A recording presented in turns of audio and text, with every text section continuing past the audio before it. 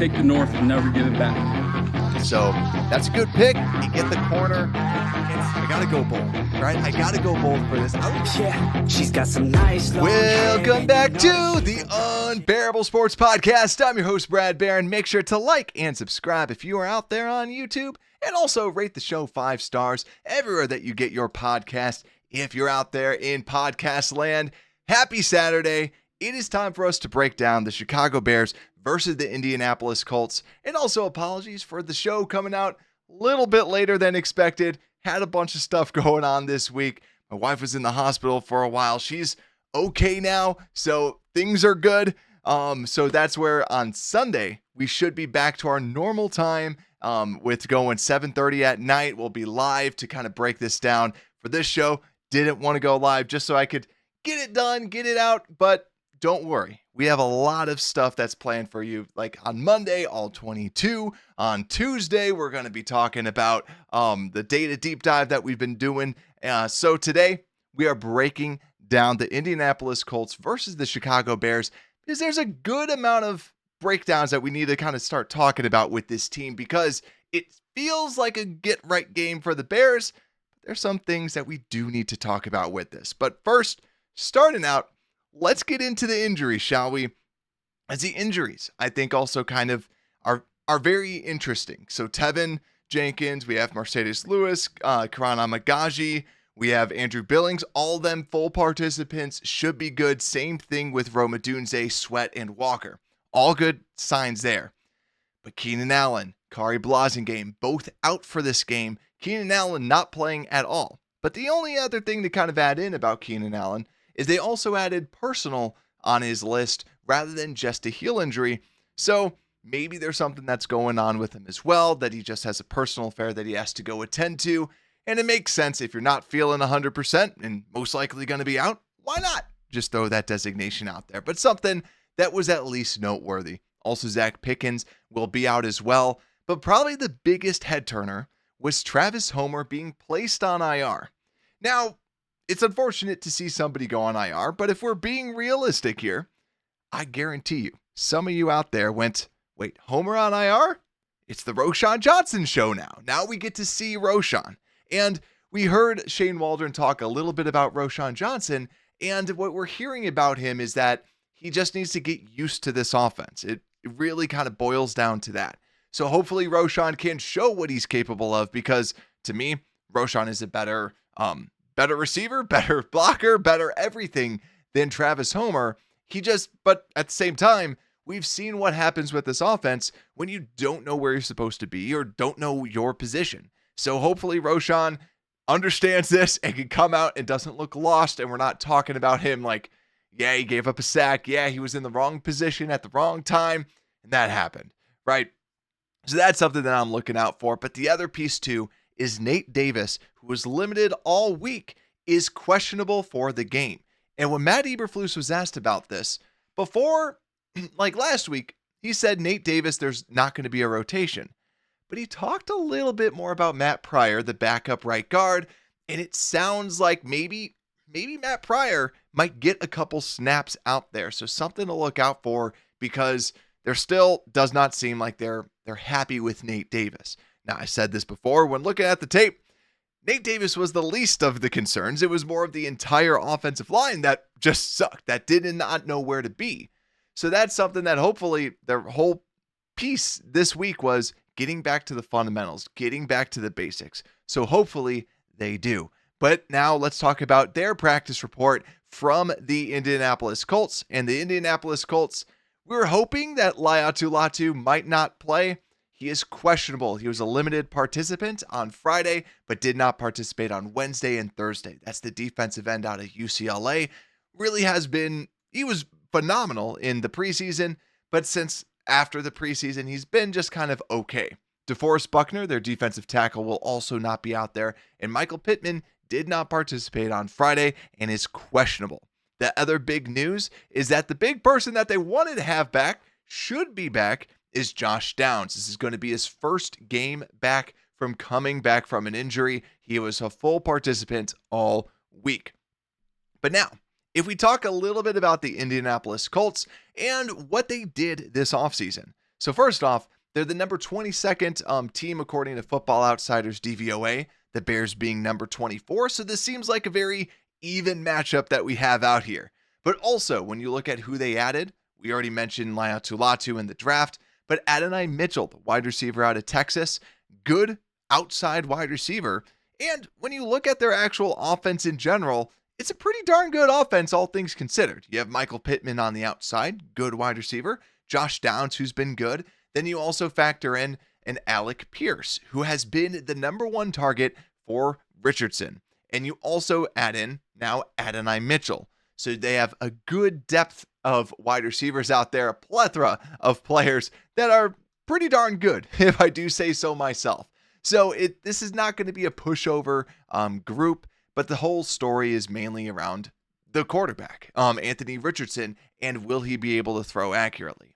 But also, when you look at some of their other additions and departures, some other noteworthy people, they got rid of Gardner Minshew, added in Joe Flacco as the backup. They saw running back Zach Moss leave, Jake Martin come over to the Bears, and Isaiah McKenzie and Raekwon Davis add into their team. So really, when you look at that, not a lot of big name acquisitions or other big name signings or even big name departures.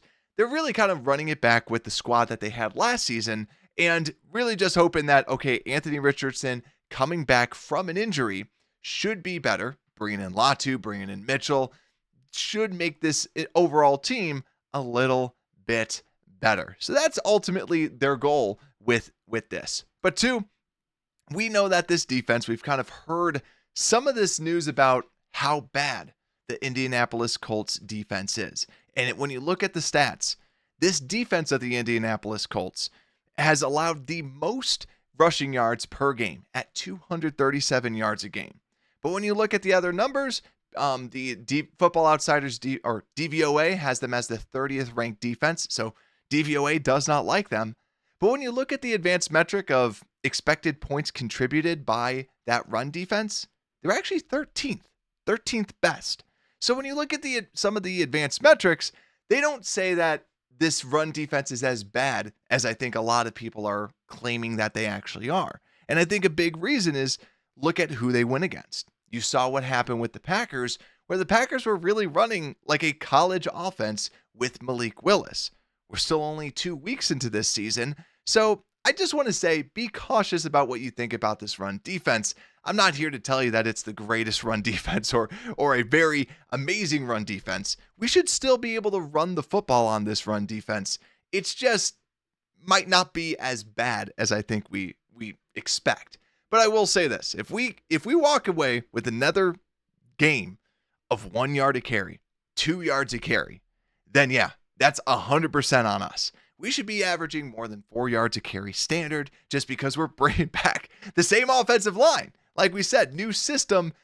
We were always a good running team. And yeah, we don't have Justin Fields that factors into it, but you still should be able to run, right? We brought in Swift to be better than Khalil Herbert. And right now, quite frankly, has not been that way. And we even saw Darrington Evans, Chicago football legend.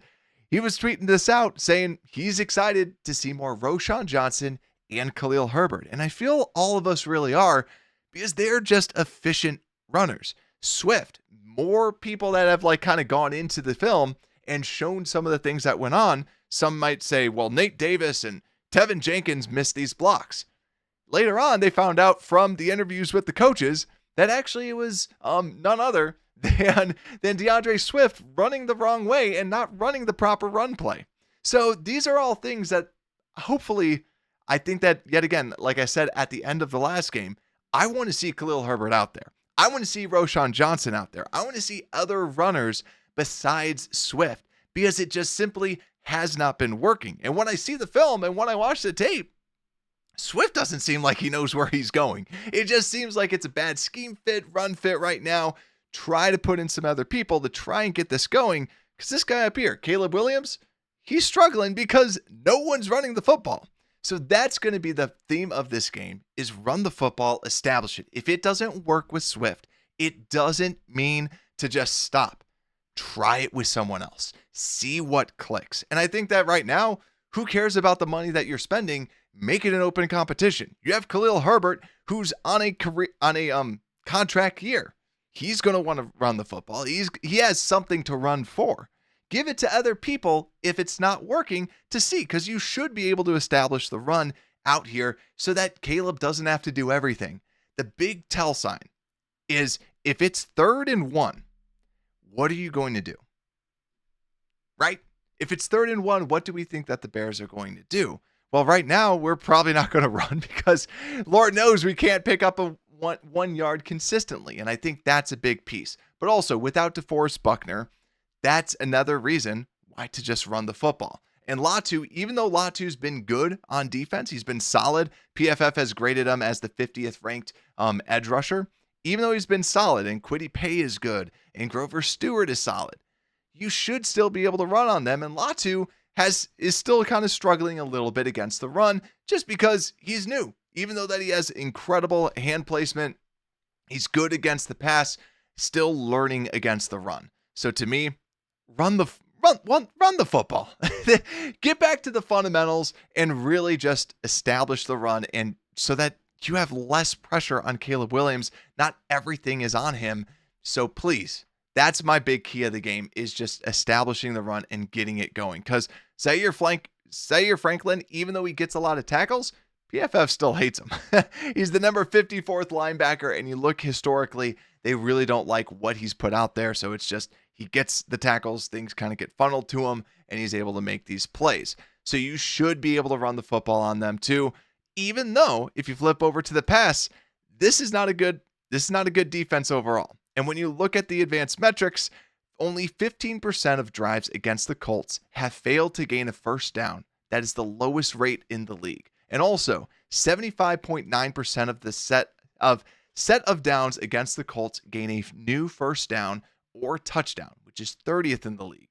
You should be able to move the ball on this team, because even though that, like I said, they may not truly be the worst rush defense, they are one of the worst defenses out there in the league, and they're missing their star player in DeForest Buckner, and Juju Brents, their corner, is out as well. So when you look at these matchups too, even though that they have Kenny Moore in the slot, who's still one of the best slot corners in the NFL, our wide receivers are on the outside. DJ Moore, Rome Odunze, and they're going to be going against Jalen Jones, not our Jalen Jones, but their Jalen Jones, who has the 95th out of 96 coverage grade. He has a 36.8. The Bears should be able to eat him up. He has not been good since coming out of Texas A&M, but also they have another player, Samuel Womack, who's just been a backup level grade type of a corner. You should be able to pass it on this team. You should be able to give it to your wide receivers.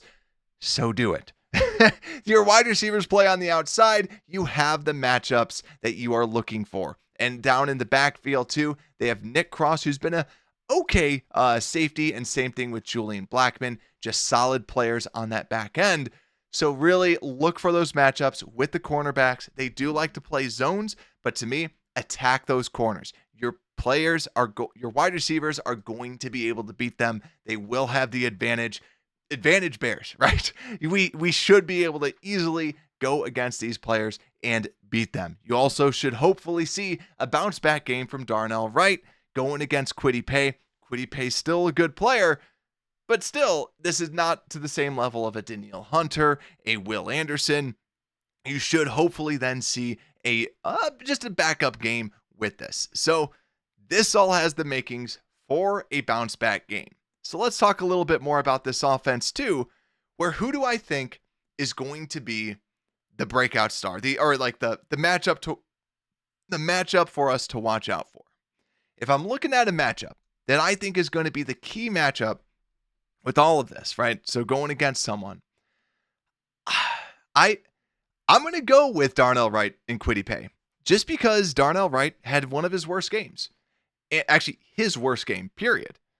And I think that with Darnell Wright, you have to dominate the guy in front of you, Kwity Paye. And if you can do that, which he should be able to do, no one else is really going to have that big of a chance against everyone else. I do think that Braxton Jones should be able to do well against Latu. Latu's going to try and beat you with his hands. Braxton Jones, if anything, gives up ground rather than gets beat with hands. So that's something to watch out for. But ultimately, Wright and Paye, those are the people that's the matchup I'm looking out for. And when I talk about X Factor, to me, the X factor that can change this game, I'm going to say Khalil Herbert, because actually Roschon Johnson. I'm going to give it to Roschon Johnson. Roschon Johnson is a no-nonsense type of running back. He's going to be out there as your third down back, hopefully. Hopefully they don't just say, Swift, you're out there constantly. Roschon Johnson is the guy. Roschon Johnson's going to be the pass protector with Caleb Williams. So if they try and send a blitz, which they blitz relatively frequently, they have the 9th highest blitz percentage at 27.8, but even then, they'll still probably dial it up going against a rookie quarterback in Caleb Williams. And also, especially since Buckner's not out there, Latu's a little banged up, they're probably going to try and dial up some more blitzes. Roschon Johnson is my X factor because he needs to pick up the blitzes. He needs to help Caleb Williams. He needs to be Caleb's bodyguard and also be someone that just gets the easy yards. That's what he does. And that's why, to me, he's my X factor, because if he can block and he can do all this, then we should be able to pass the football. I've gone all this time without even mentioning Caleb Williams that much, because Caleb, we already know what needs to happen. We need this offensive line to not play like a bunch of idiots. And I think that's the key part, because even when you look at if you look at the PFF grades, so some that are watching the show right now, you might go, what's going on with this? Because Coleman Shelton is the 12th ranked center. Well, his run block grade is 6 in the NFL. His pass block is 22nd. Tevin Jenkins, 10th run block grade, 48th in pass block grade. And then you go to Braxton Jones, 50th run block grade, 24th pass block grade. So this is where you just have these uneven games where some do well in other stats and some don't. Nate Davis, 33rd run block grade, 37th pass block grade. And Darnell Wright, 54th pass block grade, 30th run block grade. Let's put it together. Let's run the football. And then Caleb gets some easy targets with your wide receivers out wide. I think that with this game, yes, your tight ends can still be utilized. EJ Speed is actually having a pretty good game good year so far as a linebacker. But that's where, to me, your matchups are going to be on the outside. Target those. Your slot receivers, having DeAndre Carter versus Kenny Moore is not going to be a good matchup. Kenny Moore versus him. So go to your big names, right? Don't try to be cute and always throw it to Carter. I think that's just trust your big play guys. But that's enough offensive talk for right now. Let's talk a little bit about this Chicago Bears defense, because the Chicago Bears defense is truly one of the best out there. And if you look at the metrics on this defense, the Bears are 7th according to Football Outsiders, for DVOA, but DVOA actually loves the Indianapolis offense, giving them the 10th rated offense that's out there. But also, too, fun fact about the Bears defense, the Bears have allowed 20 or fewer points in 8 straight games, which is the longest such streak. So the Bears, very, very good at holding these teams to under 20 points, and even was able to do so against the powerhouse that is CJ Stroud and the Houston Texans. But also, 3 yards per play for Chicago is the fewest for a team through the first 2 games since 2006. This defense is dominant. This defense is playing well, and I feel like they're going to continue to do that against the Colts. But the story of the Colts is that Anthony Richardson, not an accurate passer. He's not throwing it too well. So with the Bears, what they need to be looking out for is him on the ground. I think that I'll jump to my X factor. My matchup to watch for. My matchup to watch for is Richardson versus the linebackers. Richardson versus Tremaine Edmonds, because the linebackers have to keep track of him. He runs a 4.4 40 time. He's an alien. He is the guy that is going to be getting crazy amounts of yards. That's the person that you need to watch out for. Now, even though he has a total of 10 carries over the last 2 games, I expect him to try to run the football a little bit more, because Jonathan Taylor went off last week, and I think they're still going to try to push Taylor, but the Bears have one of the best run defenses that we saw really kind of stifle Joe Mixon. Week 1 was not the run defense that we're accustomed to seeing, so hopefully we're able to just truly lock down Jonathan Taylor, and I could see them trying to have Anthony Richardson beat them, whether it's through the air and also with his legs. I think he's going to be the person that the Colts are going to say, this is a good defense. This is the only way that we can beat them. And I believe it was Tyreek Stevenson that said this on the Chicago Bears football show with like Jeff Joniak and all of them. He said he'd rather go against a quarterback that's in structure, because then you know what they're going to do. But when you have these random quarterbacks like Anthony Richardson, where he'll do whatever the heck he wants to, that's when things get difficult. That's when things get challenging. So I think Anthony Richardson, that's going to be the matchup to watch out for. We have the linebackers to keep him in check. That's going to be something that definitely keep an eye out for, because we saw Will Levis really kind of tear apart the Bears with his legs. So Richardson, that's the matchup to watch out for, because even though Jonathan Taylor's still Jonathan Taylor, I think that's more of a question about how the Bears run defense will fare, right? Is it what we saw against the Texans, or is it more so what we saw against the Titans, where the Titans just were able to keep on running the football against us? So I lean more towards the Bears run defense. I think we're going to be able to stop them, and that's why I think Richardson's going to be the guy. But let's talk about this passing attack. So when you look at the passing attack, if I were the Colts, I'd roll out with 4 wide receivers every single time. Because when you look at the tight ends, you have Kylen Granson as their starting tight end, with Mo Alley Cox as the second backup, which he's always one of those guys that we know, crazy good athlete, but doesn't really do too much. He's not that next level tight end. He's just a good athlete that you just have to keep in check a little bit. But the wide receivers, Adonai Mitchell is getting open. Adonai Mitchell is playing very well, but he's been targeted 9 times and only 2 receptions. And then you look at Michael Pittman, 15 targets for only 7 receptions. This gets back to Anthony Richardson's accuracy. His accuracy, his completion percentage, 49.1%. He's a wild, loose cannon, just like he was inside of Florida. But this is where his number one target has been Alec Pierce. 10 targets, 8 receptions, 181 yards. He's been his go-to, and they really do seem to have a good chemistry compared to Pittman and compared to Mitchell. And even on Cole Kmet's podcast, Alec Pierce was talking about it, just how important it is to have a good chemistry with some of these players, with the quarterback that's throwing you the ball. But my big other thing to watch out for with this is, who do they put Jalen Johnson on? Because Michael Pittman arguably is the best wide receiver that's on this team. But you have Josh Downs, which should be Josh Downs versus Kyler Gordon. But then you also get into this whole realm of, well, if Alec Pierce is the weapon that they typically go to, and he's going to be the burner, then do you put Jalen Johnson on him?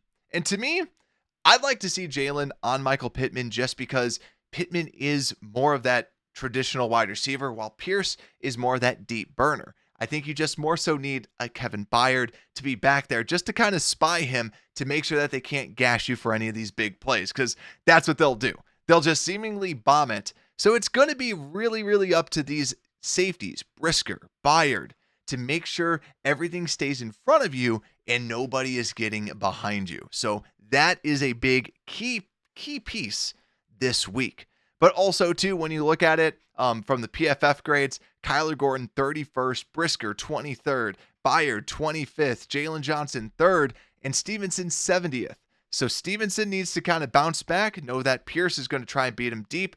The Bears also did practice with the Colts last season, so hopefully that familiarity rubs off this week as well. But overall, this defense has been tremendous. And the story for this is, I think this is also one of their best offensive lines that they're going to be going against, with Bernard Raymond, who is someone, if I just want to dig the hole deeper, he was someone that we skipped on 3 times. And I remember when we were doing our draft preview show, I said, if Bernard Raymond was there for your first pick, our first second round pick, sprint up and turn it in. What do you know? Bernard Raymond is the 13th graded tackle and has been like a top 20 tackle, quietly a top 20 tackle in the NFL. And he was picked after we picked Velus Jones. So great stuff right there, right? So yeah, I'm a little envious right now. But also Quentin Nelson, very good left guard. Kelly has been one of the top centers in the NFL for so long, just never really like the top 10. He's always in the top 10, never like in the top 3. But has always been a consistent starting center. Then they have Fries, who's a newcomer at the right guard position. He's the second graded guard in the NFL right now, but it's also small sample size. What he really is, we don't know yet. But then also Braden Smith, good right tackle. This is just a solid offensive line up front. Very good unit. You're really going to have to win your one-on-one matchups if you want to challenge them. And that's where up the middle, look for a Gervon Dexter versus Fries to really kind of see how good is this guy actually. Going against Green Bay, they have some good defensive linemen, and they were able to hold up pretty darn well against the Green Bay front. So, big thing here, cornerbacks holding their assignments, safety, preventing those deep plays, and then the defensive line hopefully then winning their assignments while your linebackers can then spy that quarterback Richardson. That's the big key. If they're going to try to throw it to the tight ends, so be it, right? Let them try to beat you with their tight ends because that's their biggest weakness that they have on this offense.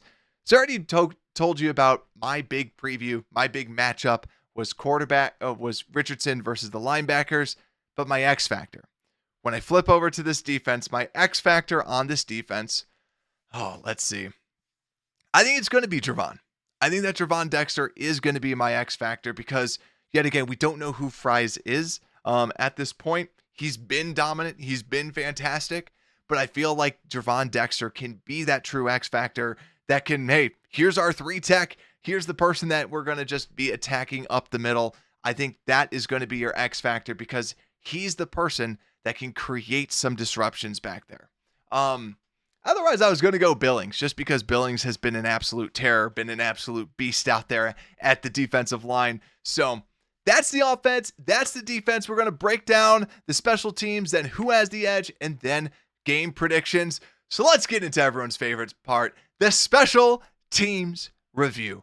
And this special teams review, not much, right? Because my big question is Velus going to be back? Is he actually going to be active with Travis Homer not out there? So that is one of my things that I'm just keeping an eye out for. Also, with our Australian punter, he actually has more punt yards than we have pass yards. So fun little thing about that.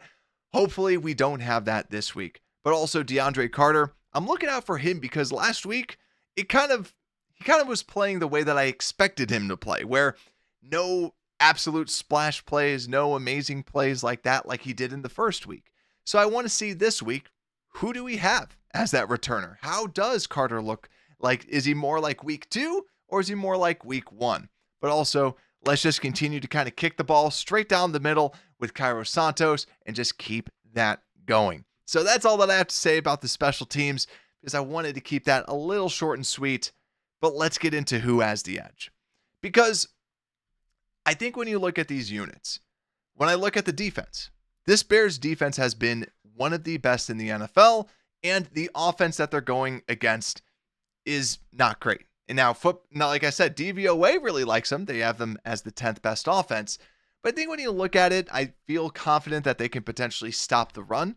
I think that Richardson is going to be that wild card. So for the passing defense, I give the edge to the Bears. Good passing defense. They're going to have a tough time against this line.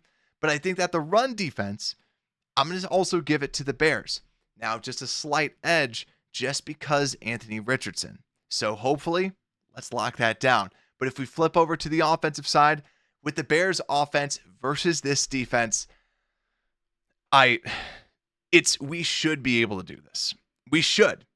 And I said last week that I'm not going to pick the Bears running attack until we can actually see it because we really didn't see much of it in the preseason. We didn't see it week 1 and we didn't see it week 2. This, we have to see it. This is a put up or shut up for this running attack because I said this reminds me of Matt Nagy. When Matt Nagy, every time we tried running the football, no matter the matchup, we could never run it.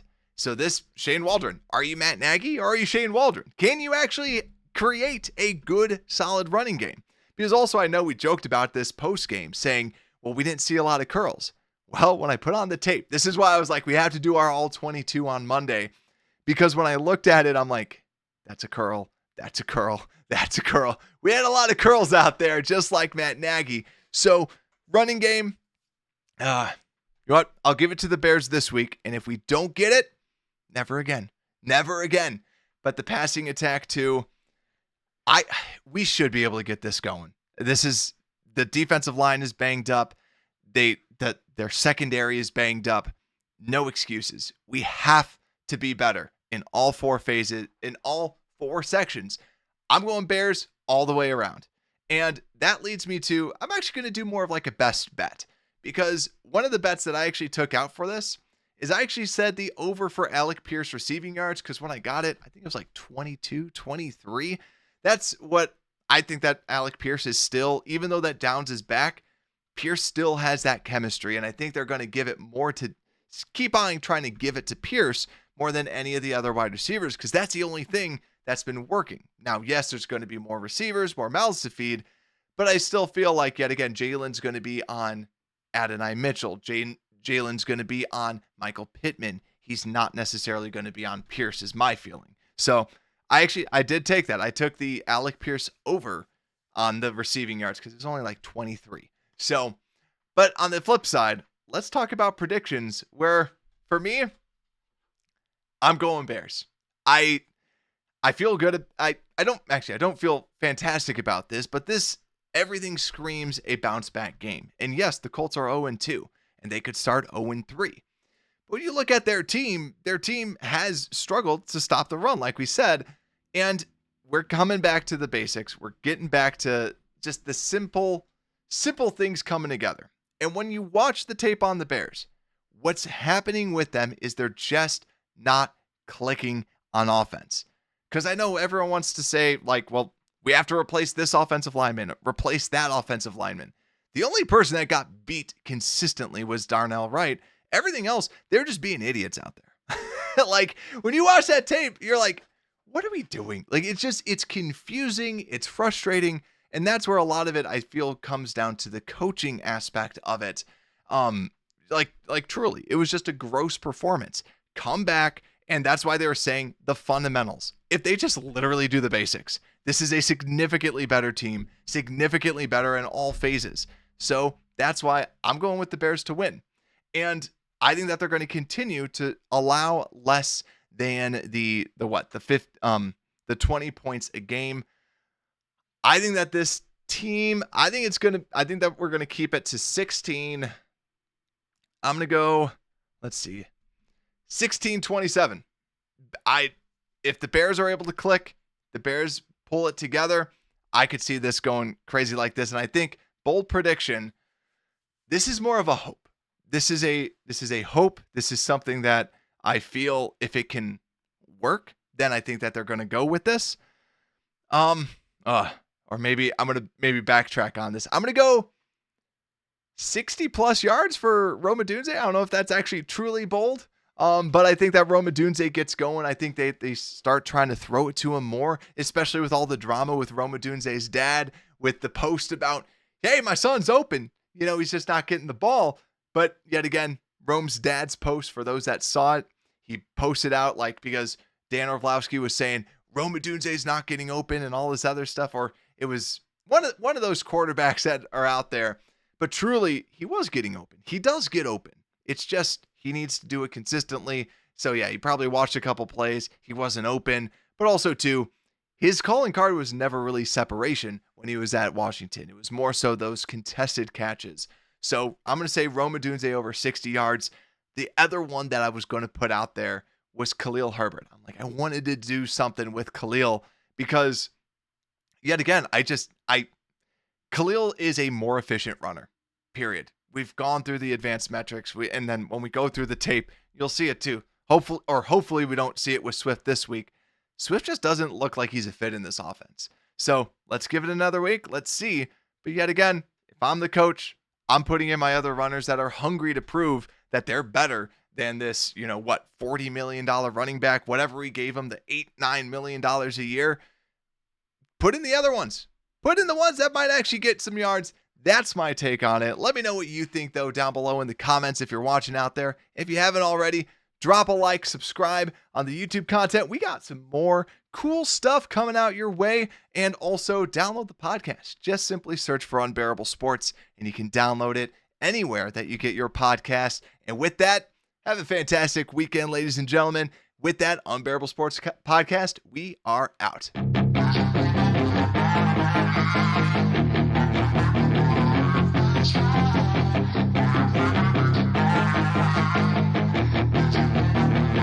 Yeah, she's got some nice long hair, and you know that she's a bad